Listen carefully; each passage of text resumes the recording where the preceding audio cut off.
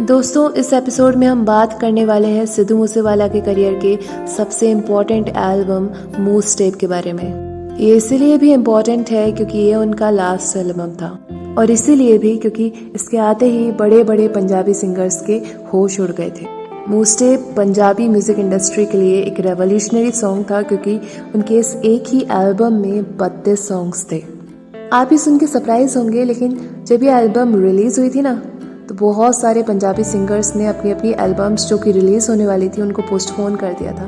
सोचिए, इतना डर गए थे लोग। जनरली किसी भी एल्बम में 12 से 15 सॉन्ग्स ही होते हैं, लेकिन अपनी इस एल्बम में सिद्धू मूसेवाला ने 32 सॉन्ग्स को शामिल किया था, और वो भी कई सारे इंटरनेशनल सिंगर्स के साथ कोलैबोरेशन करके। इस सॉन्ग ने, इस एल्बम ने कई पंजाबी सिंगर्स को ये सोचने को मजबूर कर दिया था कि अब अगर हमें सिद्धू मूसेवाले को टक्कर देनी है तो हमें कुछ अलग सोचना पड़ेगा, कुछ बड़ा सोचना पड़ेगा। इतने से काम नहीं होने वाला है। दोस्तों, इससे पहले सिद्धू मूसेवाला अपनी 2 एल्बम्स को रिलीज़ कर चुके थे, लेकिन इस एल्बम में खास बात ये थी कि इस एल्बम में सिद्धू मूसेवाला ने कई फेमस इंटरनेशनल आर्टिस्ट के साथ कोलैबोरेशन किया था। इस एल्बम को 16 मई 2021 में रिलीज़ किया गया था। इस एल्बम में सिद्धू मूसेवाला ने एग्जीक्यूटिव प्रोड्यूसर, सिंगर और राइटर के रूप में काम किया था। इसमें 32 ट्रैक्स शामिल थे, और ये सिद्धू मूसेवाला का सबसे लंबा और आखिरी एल्बम था। इस एल्बम में बोहेमिया, टियोन वाइने, स्टेफलिन डॉन, मॉरिसन डिवाइन राजकुमारी, ब्लॉक वर्ड्रिच और सिकंदर कालू जैसे रैप आर्टिस्ट और सिंगर्स इन्वॉल्व थे।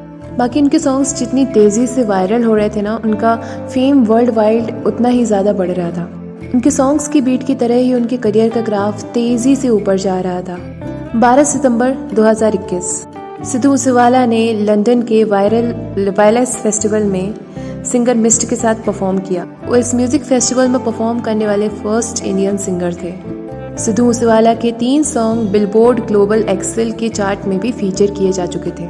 इस एल्बम में एक गाना ऐसा था जो सिद्धू मूसेवाले को अमर कर गया, और इस गाने का नाम था 295।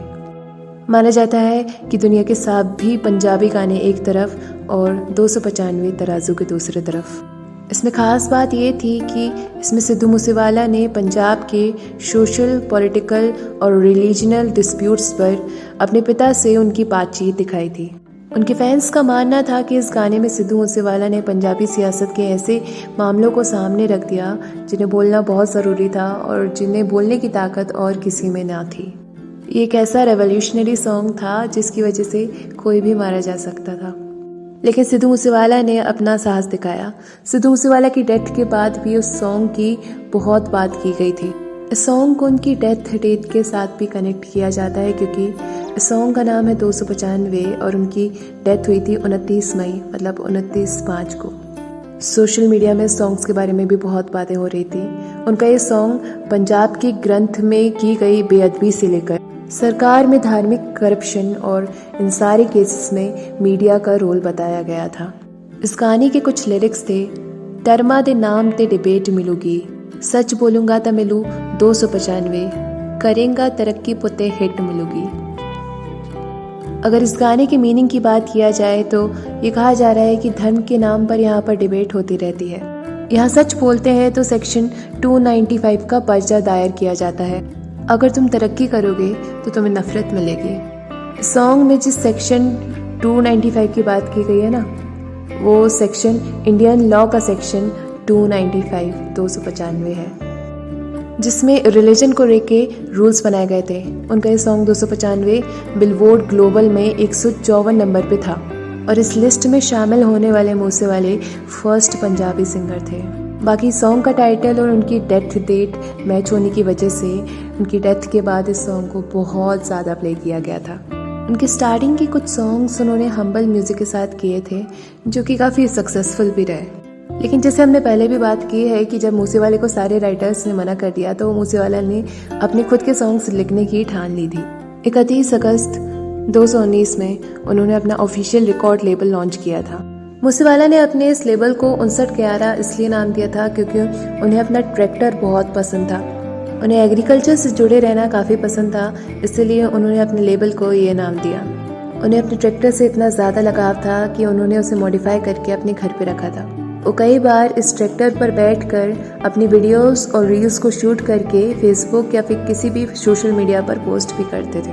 अंत उनका जनाजा भी ट्रैक्टर 5911 पर ही निकाला गया था। दोस्तों, हमेशा सिद्धू मूसेवाला की नेगेटिव बातों को ही हाईलाइट किया जाता था, लेकिन उनकी बहुत सारी खास बातें थी, जिनमें से एक ये थी कि वो अपने लोगों को लेकर बहुत ज़्यादा प्रोटेक्टिव रहते थे। सिद्धू का दिल बहुत बड़ा था। कई रिपोर्ट्स में ये भी बताया गया है कि वो अपने गांव की लड़कियों की स्कूल की फीस भरते थे ताकि वो एजुकेशन पा सकें, क्योंकि वो ये जानते थे कि लड़कियों के लिए एजुकेशन पे खर्चा बहुत कम लोग करते हैं या कर पाते हैं। अगर वो किसी को लड़कियों के साथ बदतमीज़ी करते देखते तो तुरंत स्टैंड लेते थे। कुछ ऐसे पहलू हैं जो आप सिद्धू मूसेवाला के बारे में सुनते आ रहे हैं, कुछ ऐसे हैं जो आप में से किसी को नहीं पता। आज के इस एपिसोड के लिए इतना ही, और सुनने के लिए सुनते रहिए अगला एपिसोड।